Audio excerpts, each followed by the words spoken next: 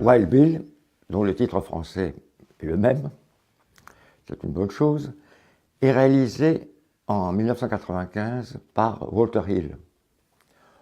On peut considérer qu'on est donc dans la fin du western.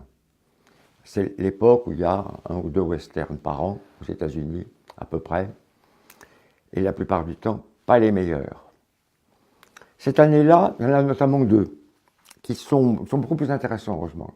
Il y a Dead Man, très curieux, de Jarmusch, et il y a, encore plus intéressant, Mort ou Vif, de Sam Raimi, qu'on connaît surtout pour des films d'horreur, qui est un film produit et interprété par Sharon Stone, avec Gene Hackman, Leonardo DiCaprio, etc., qui est un western très très intéressant.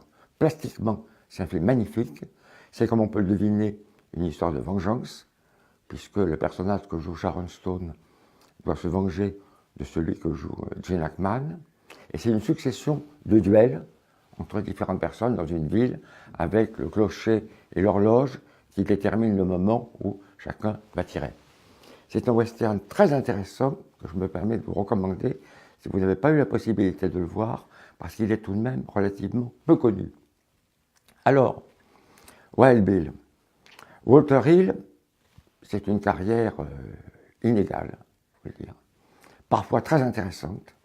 The Warriors est un film remarquable, très intéressant.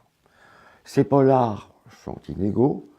On se souvient de Reddit, on se souvient de 48 heures, on se souvient de films comme ça.